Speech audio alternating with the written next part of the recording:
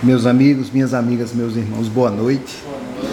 É sempre um prazer, uma alegria estar aqui com vocês para juntos aprendermos o que essa doutrina consoladora nos traz, aliviando-nos o caminhar nessa estada aqui na terra. Profeta é um homem que prediz o futuro. É um homem escolhido por Deus para anunciar, pela graça de Deus, suas palavras e sua lei ao seu povo. Isso é mais ou menos o que significa dizer profeta. Mas o profeta, ele é predestinado, ou seja, determinado de antemão, fadado. Ele é eleito de Deus, é aquele a quem Deus predestinou à bem-aventurança. E predestinar é determinar antes, desde toda a eternidade, para a bem-aventurança.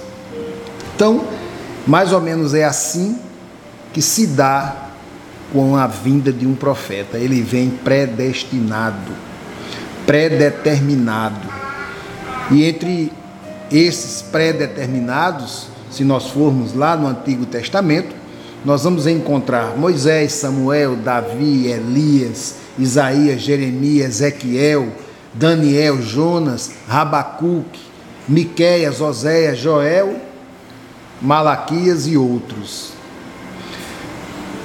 Mas as pessoas confundem profeta com adivinho. O adivinho é aquele que pretende ser capaz de adivinhar. Ele pretende, porque nem sempre ele acerta tudo.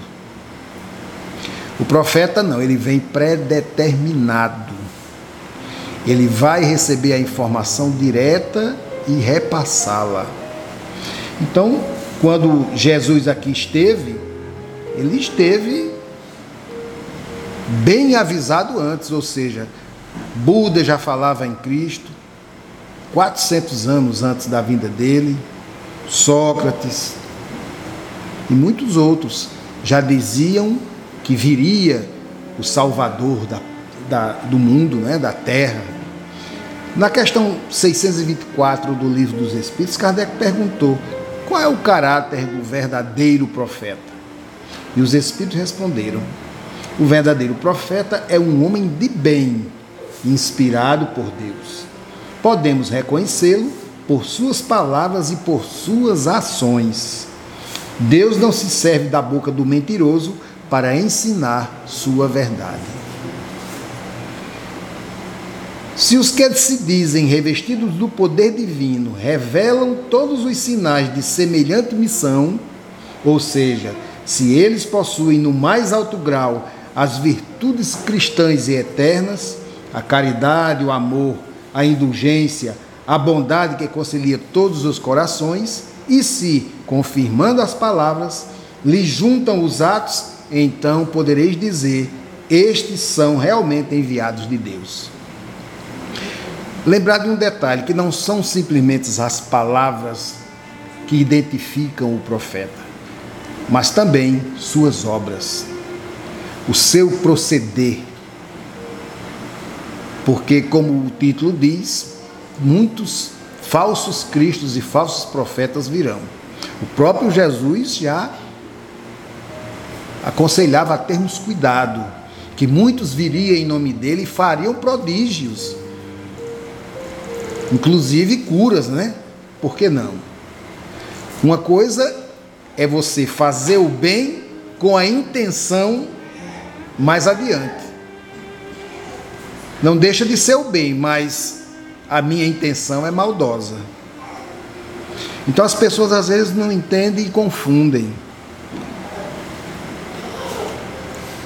Jesus, quando aqui esteve, ele foi cercado por profetas como Zacarias, Simão, a profetisa Ana e, sobretudo, João Batista, que era aquele, foi seu precursor, que assegurava ver nele aquele que havia de vir, ou seja, o Messias da salvação do mundo. João Batista as afirmou diante de todos isso aí. E ele dizia: desconfiai dos falsos profetas, são as obras que devem ser examinadas, desconfiai dos que pretendem estar na posse da exclusiva e única verdade. Então é preciso ter... O palavreado é bonito, né? Convence. Mas e as obras? O proceder, o caminhar dessa pessoa? Porque um profeta não pode ser qualquer um. Vimos que profeta é um escolhido, um predeterminado por Deus. Ele é predestinado. No livro Consolador, lá na questão 278, nós vamos encontrar: devemos considerar como profetas somente aqueles a que se referem as páginas do Velho Testamento? Resposta: além dos ensinamentos legados por um Elias ou um Jeremias, temos de convir que numerosos missionários do plano superior precederam a vinda do Cristo, distribuindo no mundo o pão espiritual de suas verdades eternas. Por exemplo, como eu disse, Buda, lá do outro lado, já falava na vinda do iluminado. Então, um Sakyamuni, um Confúcio, um Sócrates, um Buda, todos eles foram profetas do Senhor. Todos esses falavam da vinda de uma grande criatura, de um iluminado. Mas deram ouvidos? Nem todos, né? Porque a maioria desses profetas foram mortos. Foram escandalizados. Uns foram respeitados, foram ouvidos, mas outros não. Isso ainda acontece ainda hoje. Muito simples, não precisa ser profeta. Mas quando a gente dá um conselho a uma pessoa por estar percebendo algo que aquela criatura não está vendo, ela nos ouve? Geralmente não, né? Porque você está tendo uma visão antecipada e olha, fulano, cuidado, ali tem um buraco. Mas ele não dá ouvidos e vai e cai no buraco. Foi assim que aconteceu e vem acontecendo desde antes de Cristo, né? Nós temos aí os fatos relatados na Bíblia que nos mostra que aconteceu muito isso. Então, os verdadeiros missionários, no caso enviados por Deus, eles ignoram que o sejam. A maior parte desses profetas se revelam pelos seus atos e são descobertos pelos outros, enquanto que os falsos se apresentam por si mesmos como enviados, né? Os primeiros são humildes e modestos, já esses outros são orgulhosos e cheios de si e falam com arrogância. Essa é outra diferença. Os falsos profetas não existem apenas entre os encarnados também. Muitos e numerosos são entre os espíritos, que são aqueles que semeiam exatamente o germe da discórdia entre os grupos. Cegos, portanto, somos nós que nos deixamos enganar de maneira tão grosseira, às vezes, né? Na doutrina espírita, Kardec também recomenda que investiguemos, que questionemos, ou seja, vem uma entidade espiritual através de um médium, se dizendo ser alguém. Claro que a gente não vai pedir o CPF, né? Mas temos que ver se realmente a mensagem que aquela entidade que se diz ser quem ela é, vai trazer o cunho verdadeiro e com lógica. Aí sim. E lembrar de um detalhe, como nós vimos aqui, eles, quando viveram, foram humildes e simples. Então, o Espírito não viria também aqui com arrogância. Já é um primeiro sinal para que se desconfie. Porque o que importa é a mensagem que ele está trazendo. Quantos vêm e não se identificam, dão sua mensagem e, quando questionados, apenas dizem: não, eu sou um trabalhador desta casa. Porque o nome não precisa, não é importante. Não iria mudar nada, mas a mensagem sim. Porque questiona-se também se o Cristo tinha os olhos azuis, tinha o cabelo grande, curto, encaracolado, liso, pele branca ou escura. Faria diferença se ele tivesse a pele escura e o cabelo fosse encarapinhado? Deixaria de ser Jesus por isso? Óbvio que não. Então, está descartado isso aí. O que importa é o conteúdo daquilo que aquele Espírito está trazendo, daquela verdade. que vai ser única. Então, como nós somos cegos ainda e deixamos-nos enganar em determinados momentos, aceitamos tudo que porventura um espírito disser, e não é assim. Tem um conto interessante que acho que vocês já conhecem.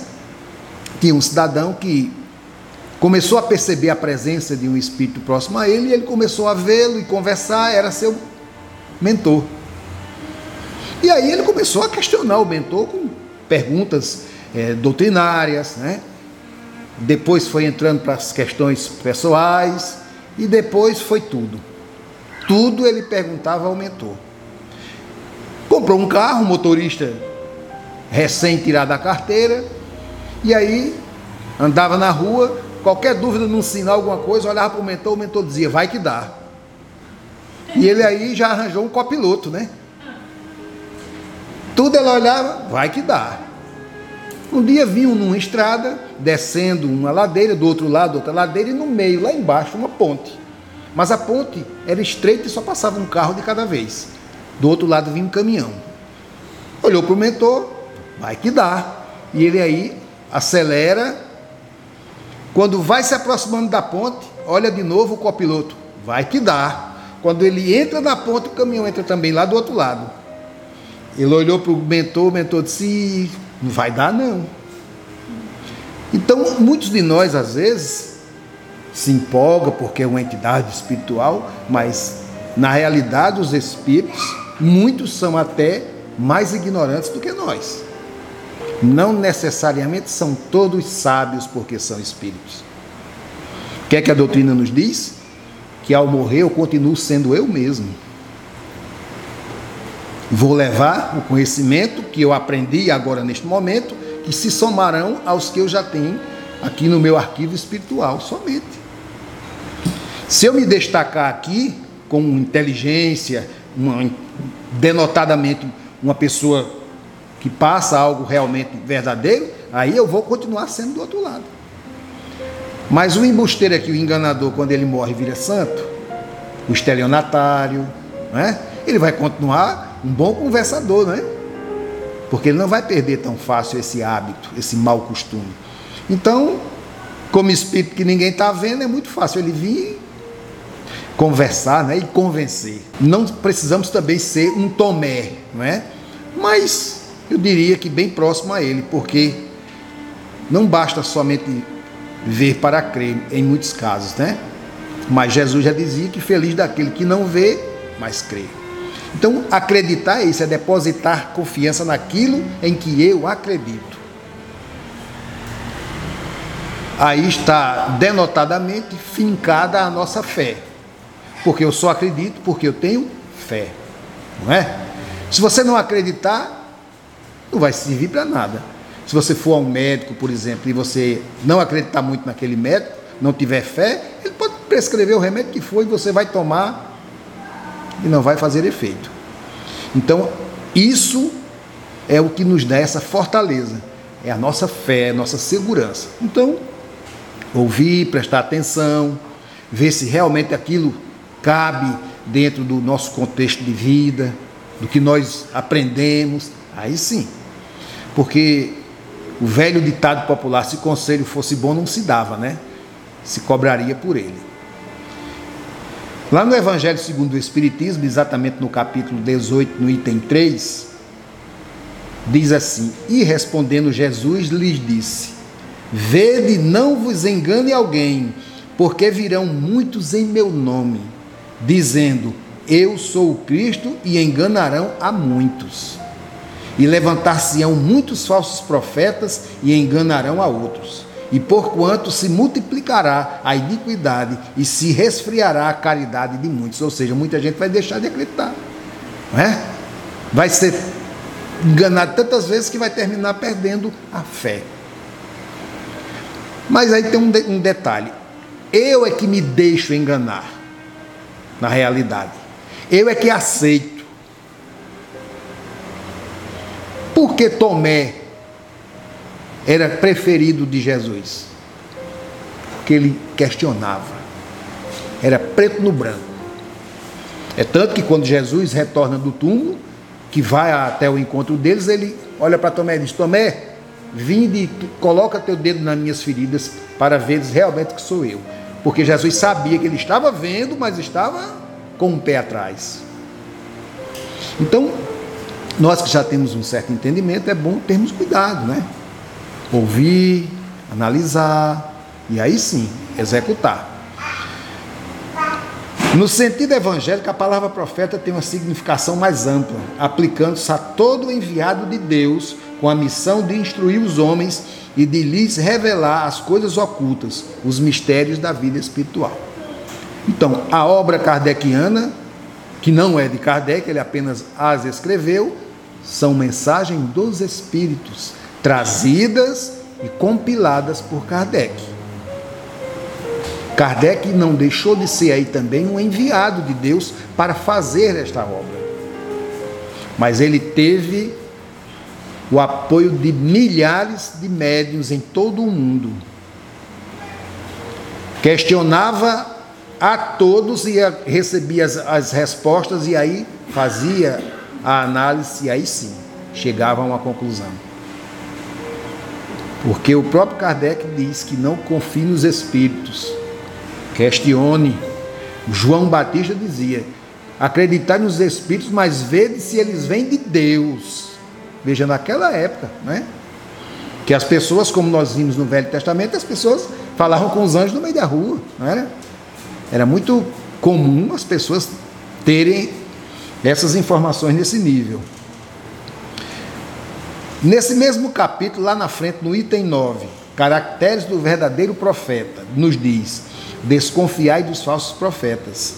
Esta recomendação é em todos os tempos, mas sobretudo nos momentos de transição, como neste, se elabora uma transformação da humanidade, porque nesses momentos uma multidão de ambiciosos e fartantes se arvoram em reformadores e messias. Então esse momento que nós estamos vivendo é muito sério, é preciso ter muito cuidado. Comenta-se aí o aumento do suicídio. E o que é isso? Estão sendo levados, se deixando levar, acreditando nas falsas promessas, da saída fácil, do alívio. Todos nós sabemos que as dificuldades, os problemas, as dores são em nosso benefício. Enquanto eu não aceitar, vai doer e complicar-se mais ainda. Porque, na verdade, não é sofrimento, é aprendizado, só que de uma forma mais rígida, porque de outra eu não aprenderia. Nós somos teimosos ainda. E aí vem os outros argumentos que a doutrina nos traz. Um passado, não é? A lei de causa e efeito. Nós temos que ter essa consciência. Está incomodando, está doendo? Ótimo, vamos resolver. Não adianta espernear, não resolve. Olha, se você perder o equilíbrio, só vai piorar. Lembram do que Chico recomendava quando estivesse em aflição ou na iminência de perder o equilíbrio, encheche a boca d'água e contasse até 10 para depois engolir? Para evitar, porque na hora da aflição você diz coisas que normalmente você não diria, não é? Nós somos influenciados. Como é que uma pessoa que é muito amiga do outro, quase irmão e às vezes até irmão, e mata? Nós ficamos nos perguntando, mas eram tão amigos, né? Eram irmãos. Quando questiona o que matou, ele diz: eu não sei. Porque no momento da raiva, alguém se aproxima e diz: atira. Basta dizer isso. Isso leva o quê? 1/1000º de segundos. E o gatilho, depois de acionado, não volta. Então é preciso ter muito cuidado. E a doutrina é para isso, para que aprendamos tudo que ela nos ensina e pôr em prática, exercitar. Não adianta, se nós fôssemos só para a escola ouvir o professor, aprenderíamos muita coisa? Se não escrevêssemos, se não fizéssemos exercícios, não é assim? E a vida também o é. Então, cada problema, cada dificuldade é um aprendizado. E nós temos competência para tal. Não é exagero. Tudo vem na dose exata que cada um suporta. Mas precisa aceitar. Quantos não aceitam a vida que tem? Não aceitam como ele é? As pessoas se olham no espelho e não se aceitam, não é? Nós vemos muito caso. E um deles, bem simples, é o exagero de cirurgias plásticas que se faz por aí para se mudar. Mas foi você que pediu para vir assim. Eu não queria vir tão bonita assim, mas o que é que eu vou fazer? Não é? Eu não vou perder essa oportunidade. Não vou mexer em nada por enquanto. A fachada está boa. Né? Não dá para aguentar aí mais uns. Quando a gente passa dos 28 anos, fica assim, mas isso é normal. Por que eu vou me desesperar? Eu tenho que me aceitar assim. Então, quando eu acredito, quando eu tenho fé, eu vou mais longe. Porque nada vai me afetar. Nada vai me incomodar. E às vezes nós temos também o despropósito de valorizar em excesso aquilo que não tem valor. E o que tem, nós menosprezamos. É assim que às vezes procedemos, ou na maioria das vezes. Porque por trás vem o quê? O egoísmo, o orgulho, a vaidade, a ambição, a cobiça, né? Que são mazelas morais que estão ali, ó, só na espreita, esperando o momento dela dar sua alfinetada. Acreditais que Deus seja menos prudente que os homens? Ficais certos de que Ele só confia missões importantes aos que sabe que são capazes de cumpri-las. Porque as grandes missões são pesados fardos que esmagariam os carregadores demasiadamente frágeis. Então, Deus não daria fardos que nós não suportássemos. Seria injusto. Outro detalhe, tudo que nos acontece, nós sabemos, é fruto de algo anterior, que eu mesmo impus a mim. Se o engenheiro começar uma construção e o projeto, o primeiro cálculo estiver errado, vai dar errado o resto da construção. Não é a lógica? O que é que ele tem que fazer? Corrigir lá na planta, né? Porque quem for olhar vai fazer do jeito que está ali. Então, todos nós, eu até costumo dizer que nós estamos aqui nesse momento cobrindo as letrinhas, né? Alguém aqui é do tempo de fazer caligrafia, né? Eu acredito que alguns saibam o que eu estou falando. Nós, quando éramos criança, nós tínhamos, da época de Socorro, da nossa época, né, Socorro? Não vou deixar você sozinha nesse barco. Então a gente levava para casa a caligrafia, que eram as letrinhas para a gente cobrir e aprender a fazer as letrinhas. E até para ajeitar a caligrafia, né? Porque, diga-se passagem, tem gente que escreve algumas coisas que o hieroglifos ganha. Então, quando eu estou cobrindo as letrinhas, eu estou fazendo algo que eu já preparei, né? Que já está pronto, eu apenas vou. Mas aí eu erro. Nervoso ou com raiva. O que é que eu faço? Apago e faço de novo. Então, é assim que funciona na vida. Não tem por que se desesperar. É a minha fé que me move, a minha vontade, meu desejo. Então, tudo que eu quero eu vou conquistar, desde que eu tenha paciência, tolerância, porque tudo tem sua hora certa. E o tempo é o de Deus. O nosso 24 horas é só para a gente ter ideia do que é dia e do que é noite, que nem precisava, né? Porque eu duvido você não saber quando é a hora do almoço, né? Fica meio difícil. Eita, passou da hora do almoço. Porque o relógio aqui dentro está, ó, disparando. São espíritos igual a nós que em outros momentos passaram por suas provas e agora estão aptos a vir para dar o recado. Então, todos nós um dia seremos anjos. Só vai depender de cada um de nós. O profeta em si, hoje já não se fala mais nesse termo, não é? Não se usa mais o termo profeta. Na questão 576, Kardec perguntou: os homens incumbidos de missões importantes são predestinados a elas antes do nascimento e têm conhecimento disso? Resposta dos espíritos: às vezes sim, mas na maioria das vezes o ignoram. Só tem um vago objetivo ao vir para a Terra e sua missão se desenvolve após o nascimento e segundo as circunstâncias. Deus os impulsiona pela via em que devem cumprir os seus desígnios. Então, cada um de nós aqui tem uma missão, ou grande ou pequena, mas é uma missão. Seja no nosso lar, na nossa família, no ambiente de trabalho, no dia a dia de uma forma geral. Cada um de nós está envolvido num processo que é uma missão para comigo mesmo. Nós estamos predeterminados a cumprir o que lá deixamos já antecipadamente feito. Essa programação de vida é nossa. Cada um aqui programou. O que está acontecendo hoje foi programação sua. Eu fui quem me programei assim. Posso mudar para melhor ou para pior. Muitos fazem o pior, né?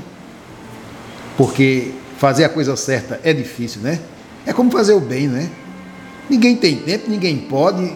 É incrível. Agora, para fazer o mal, não sei onde arranja tempo. Às vezes até sobra, né?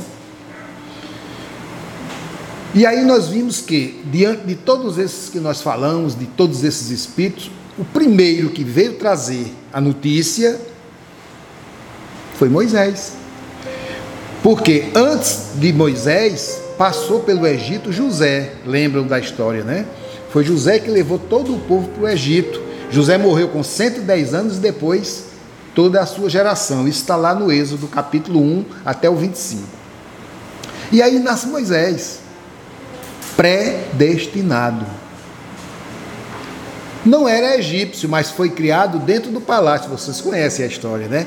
Que ele, quando nasceu, foi colocado na cestinha, botaram no rio, porque sabia que a princesa estava tomando banho mais adiante, né? Ele não sabia que era hebreu, porque foi criado no palácio. Um dia descobriu, e aí começou a olhar melhor para aqueles que eram até então escravos de Faraó, que na época me parece que era Ramsés. Quando Moisés descobre, Moisés discute com um egípcio que estava batendo num hebreu. E na discussão Moisés mata o egípcio. E na lei de Faraó, quem matava, morria. Moisés tem que fugir. E Moisés passa 40 anos. Ele foge para Madiã, que é uma cidade bem distante. E lá ele constitui família, vai trabalhar, tem todo um processo. E aí, quando ele estava pastoreando, se aproximou do Monte Horebe, foi mais distante do que ele comumente ia, e viu as sarças pegando fogo. Vocês conhecem a história, né? E ele se aproxima porque ele vê aqui e diz: como é que está pegando fogo? Eu vou olhar. E aí ele escuta a voz de Deus que diz: tira a tua sandália, porque aqui é solo santo. E aí ele fica espantado. Mas aí Deus: Moisés, sim, Senhor, estou aqui. Aí ele diz a Moisés: olha, você vai voltar lá para o Egito e vai tirar o povo da escravidão. E se vocês lerem lá no capítulo lá em Êxodo, Moisés diz textualmente: quem? Eu não vou não, o Senhor arranje outro. Mas Deus, sendo Deus, disse: não, a missão é sua. Mas eu não tenho competência, eu falo mal, eu tenho um problema na dicção, realmente ele tinha. E eu não tenho força para enfrentar o faraó. Eu vou te ajudar. E aí é quando Deus dá todo o esclarecimento e faz com que o irmão de Moisés, Arão, que não eram muito aproximados, se reaproximem. E aí Arão passa a ser o tradutor do que Moisés dizia, porque as pessoas não compreendiam muito o que ele falava. E aí Moisés vai até a presença de Faraó, nós sabemos da história, faz aquele cajado transformar-se numa serpente, né? Tudo aquilo, e aí o Faraó não aceita a proposta dele, dizendo Moisés que levaria o povo para fazer uma adoração ao Deus, passariam 3 dias e voltariam, mas o Faraó não aceitou. Deus diz a Moisés que volte lá e use do poder que ele estava dando a ele, que ele iria colocar o cajado nas águas do rio e transformaria em sangue todas as águas do Egito, mesmo estando nos poços, nos garrafões em casa, iam virar sangue. E assim aconteceu, que foi a primeira praga. Depois veio a praga das rãs, dos mosquitos, das moscas, a morte dos animais pela peste, os tumores nos animais e nas pessoas. A 7ª praga Fala nisso, as pessoas dizem as 7 pragas do Egito, né? Mas foram 10. A 7ª foi a chuva de granizo. A 8ª, a peste de gafanhoto, que veio acabar o que o granizo já tinha destruído. A 9ª foi a treva, que justamente durante o dia ficou tão escuro que as pessoas não se viam. E a última foi onde o faraó teve que expulsá-los. Ele não concedeu, ele expulsou. Por quê? Porque foi a morte de todos os primogênitos, inclusive o filho do faraó. E aí Moisés consegue retirar o povo que há 430 anos eram escravos de faraó e outros que antecederam a esse Ramsés. Então, quando eles saem do Egito, eles voltam para Socote, onde vão peregrinar pelo deserto em busca da terra prometida. E nesse caminhar, Moisés, como era o profeta de Deus, porque ouvia de Deus e repassava para o povo, e nós sabemos que não era fácil. Imaginem você falar sem ter microfone, sem ter nem sequer um megafone, para 400 mil pessoas. E isso sem contar velhos e crianças. Estima-se que eram mais de 600 mil pessoas. E Moisés tinha à frente o propósito de levá-los até onde Deus estava determinando. Tudo o que acontecia quando ele recebia informação, ele passava para o povo.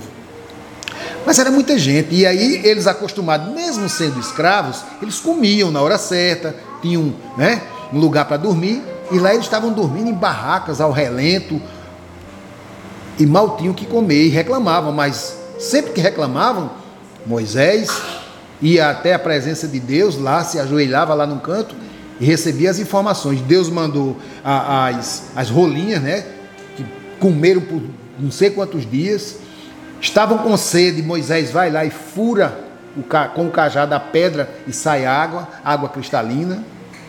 Depois, mais adiante, com sede de novo, encontra um poço, que era o poço de Mara, por ser muito amarga a água. E as pessoas, mas você nos traz aqui para tomar essa água? E aí Deus, mais uma vez, para provar aquele povo, manda que Moisés arranque uma árvore seca que está ao lado, jogue dentro do poço e bebam da água, e a água ficou cristalina.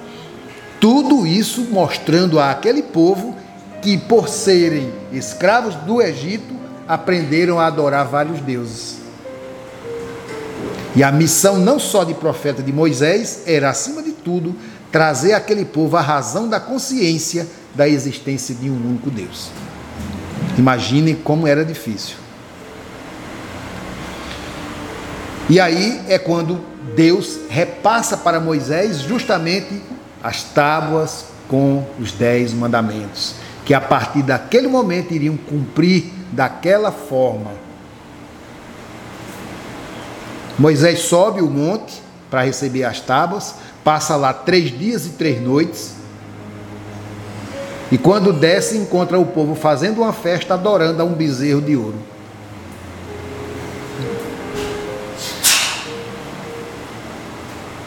O 5º mandamento: não matarás.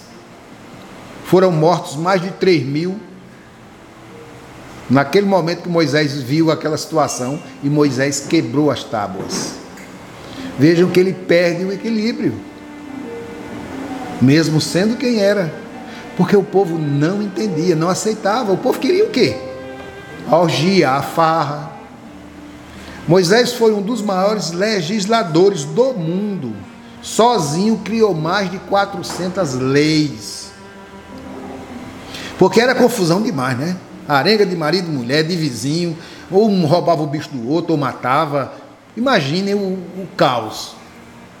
Quem ajuda Moisés, inspirado também por Deus, foi o sogro, que sempre acreditou em Moisés.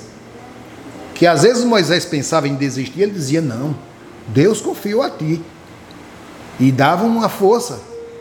E foi ele quem disse: olha, Moisés, vamos tomar pé da situação aqui, divida as tarefas.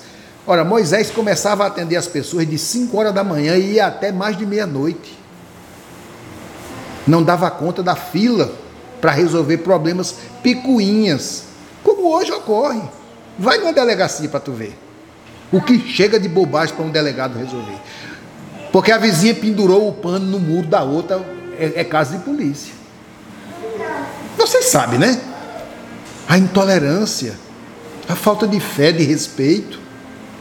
E isso, imagina, mais de 2.000 anos, 5.000 anos atrás. Tudo era resolvido na base da espada, né? Se tivesse metralhadora naquele tempo, não tinha escapado um, né? Não estaríamos nós aqui contando essa história desse jeito.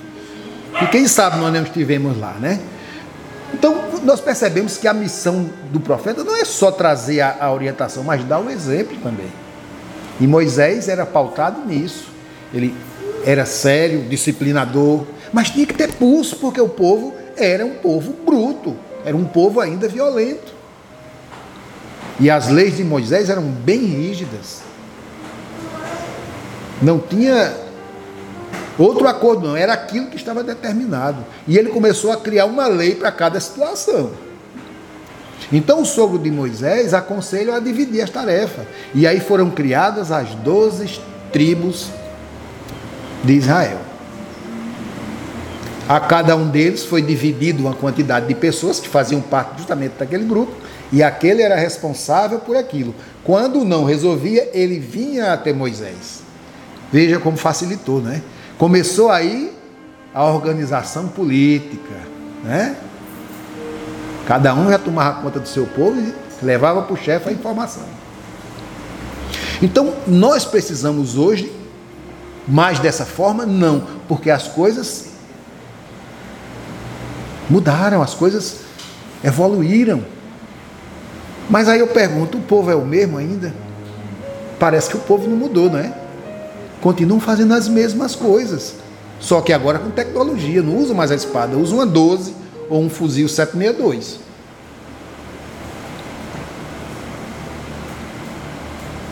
Respeito existe? Piedade existe? Os mesmos bárbaros daquela época estão por aqui de novo. Quantas lições passaram e não aprenderam? Deus, na sua infinita misericórdia, continua nos dando sempre uma nova oportunidade. Por isso, não acredite em tudo que veio ouvir, principalmente agora com a modernidade, os fake news, né? Os fakes, que são as falsas notícias. Imagina no tempo que Moisés tivesse zap, hein? Eita, como seria, né, rapaz? Né? O WhatsApp de Moisés não ia caber, a memória ia estourar de tanta coisa. Então, tudo a seu tempo. Para que serve o modernismo? Para o nosso benefício. Imagina a dona de casa pega a roupa todinha, dando dentro da máquina, liga para lá, vai cuidar de outra coisa, daqui a pouco a máquina entrega a roupa quase enxuta, e às vezes enxuta, né? Centrifuga. Olha aí, né? Quem ia com um cestão de roupa andar quilômetros para chegar na beira do rio e lavar. Sobra até mais tempo, porque agora não é mais por cima do muro, né? Agora é só no... Tu viu, fulana? Né? Então é assim que funciona. Mas é preciso ter muita fé. Porque mesmo com essa tecnologia, quando o homem descobre que existe energia dentro do átomo, usa para fazer uma bomba. Foi a primeira providência. Para destruir a própria humanidade. Então nós somos essas criaturas ainda, parece, né? Estamos bem mais próximos ainda da brutalidade, da primitividade, do que do avanço tecnológico. Mas vamos chegar lá. Se chegamos até aqui é porque conseguimos superar várias diversidades. Imagina que já passamos lá para trás, é bom nem pensar, né? Mas estamos aqui, é mérito nosso. Eu sempre digo isso. Nós conquistamos esse lugar aqui. É um mundo de provas, mas conquistamos. Quem está lá no primitivo ainda, hein? O que vai passar para chegar aqui? Nós nem fazemos ideia. Agora é seguir em frente. Estamos na eminência de um mundo de regeneração. Mais uns 50 anos e está resolvido. Mas é preciso que nós tenhamos vontade, determinação e fé. E vamos ajudar no processo. Não é só Deus que vai fazer, não. É nossa missão também. Nós somos co-artífice. Nossas vibrações, boas vibrações, vão ajudar. Porque o orbe vai receber o quê?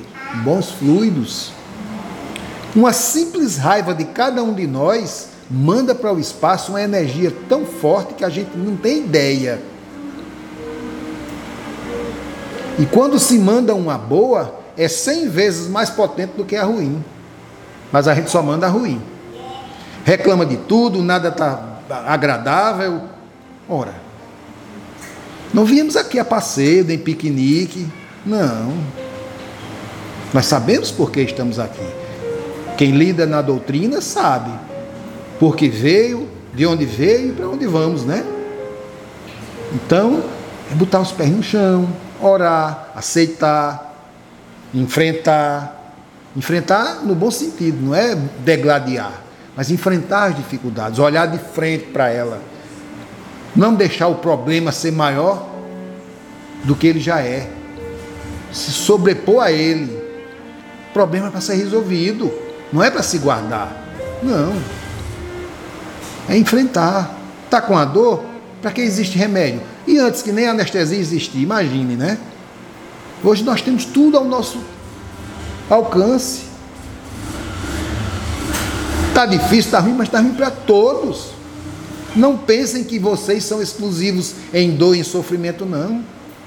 Se olhar para trás, cada um de nós tem 1 bilhão pior do que a gente, com inveja de nós. Só não inveja as contas da gente para pagar, né? É esse o mundo em que vivemos. E é esse o mundo que vamos fazer regenerar. E nós vamos voltar. Lembrem-se disso.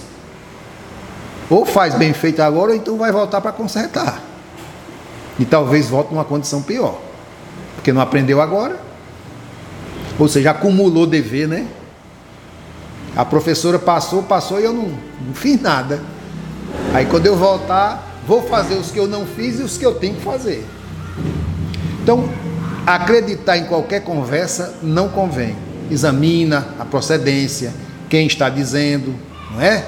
Porque muitas vezes nós somos levados, desviados, e a nossa atenção, tem muito mágico. O que é que o mágico faz? Trabalha com essa mão e essa outra está no teu bolso.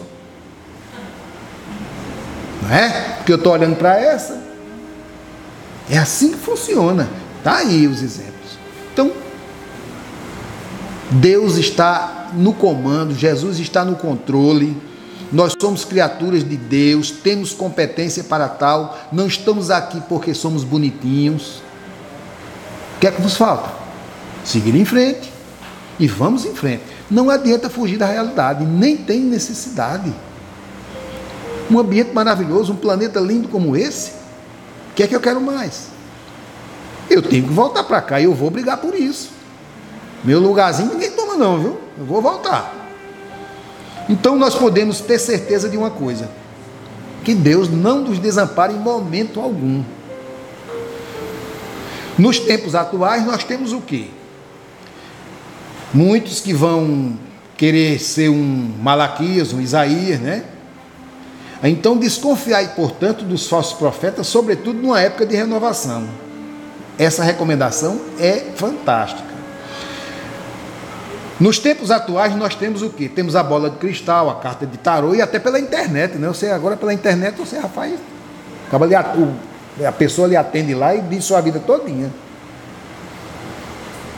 Bota teu nome no Google para tu ver o que é que aparece, né? Entra lá para mandar a mulher botar cartas e entra com a mente totalmente voltada para Deus, ou seja, olhando para a consulente lá, né? E dizendo, Deus te ilumine, Deus te ilumine, Deus te ilumine. Ela não vai ver nada da bola de cristal, ela vai danar a bola de cristal no chão. Porque somos nós que damos a informação quando pensamos. Uma entidade espiritual lê nossos pensamentos. Nós sabemos disso. Essas videntes, esses adivinhos, eles têm mediunidade, mas estão usando erradamente. Então, os espíritos que os acompanham leem nossos pensamentos. Eu vou para uma madame bola de cristal aí qualquer, querendo saber se vou terminar o curso que estou fazendo, se o emprego que eu estou almejando vou conquistar, se vou comprar um carro novo ou aquela casa na praia. Ela vê lá um letreiro aceso, estou vendo aqui, olha, você vai comprar um carro novo. Pronto. Como é que ela sabe? Eu não disse nada a ela. Ora, não disse, você está dizendo. Eu vejo aqui que seu emprego, tem um emprego aí, viu? Aí você paga com o maior prazer, porque ela lhe disse a verdade que você queria ouvir. E o bom da doutrina é que diz, o problema é teu, resolva, não é? Mas eu quero que o outro resolva. Vou pelo caminho mais fácil e aí entro num beco sem saída. Então, o homem pode, portanto, ser profeta sem fazer predições. Aos olhos do povo, todo fenômeno cuja causa é desconhecida passa por sobrenatural, maravilhoso e miraculoso. Conhecida a causa, reconheces que o fenômeno, por mais extraordinário que seja, não é mais do que a aplicação de uma determinada lei da natureza. É isso que a doutrina nos diz. Tudo que acontece está dentro do parâmetro normal do ambiente em que estamos. Tudo. De posse desse conhecimento, para mim nada vai ser tão miraculoso nem tão extraordinário, porque eu sei a causa. Eu conheço de onde vem, não é? E é isso que nós precisamos para o dia a dia, é o bastante. Nos dedicarmos mais a lermos a doutrina. Quanto mais aprendermos, óbvio que mais claro vai ficar. Porque eu vou tirar os véus que impediam que eu tivesse a visão que tenho hoje. Será que nós aqui presentes somos os mesmos, ou você aí internauta que nos assiste, somos os mesmos de 20 anos atrás? Aprendemos alguma coisa, não é? Claro que melhoramos. Outros não, coitados. Pioraram, né? Continuam fazendo as mesmas tolices e até pior. Então, é esse o ponto. Eu tenho que ser melhor hoje do que fui ontem e amanhã melhor do que fui hoje. Só. Não acredite em toda conversa, não vá atrás de fantasia e dá vantagem, porque o que atrai as pessoas é a lei de Gerson.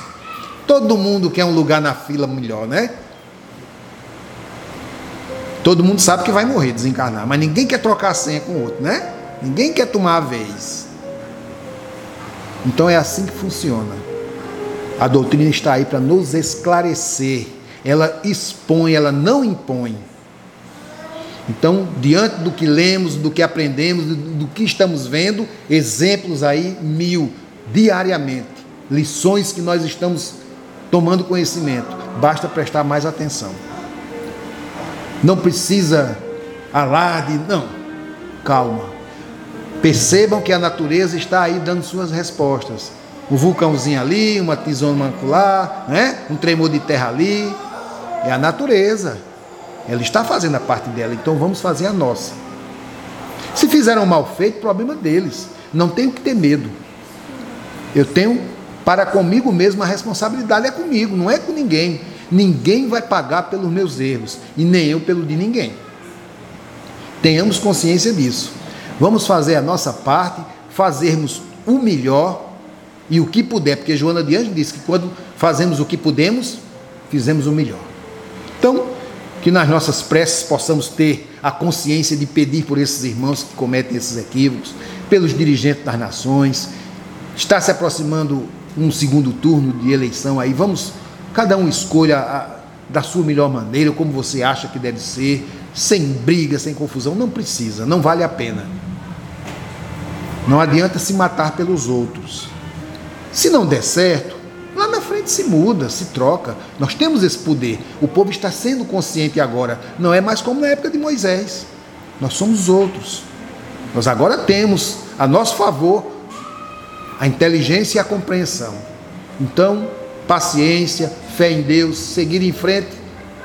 Esse é o nosso caminhar. E estamos todos juntos no mesmo barco. Temos que nos dar as mãos, que seremos mais fortes unidos. E o Brasil, não esqueçam, é o coração do mundo, a pátria do Evangelho. Temos muito que aprender ainda. Então, que Jesus, nosso Mestre, nos conceda sempre a serenidade necessária para aceitarmos as coisas que não podemos modificar, a coragem para modificar aquelas que podemos e a sabedoria para distinguirmos uma das outras. Muita paz para todos. Muito obrigado, senhor Guilherme.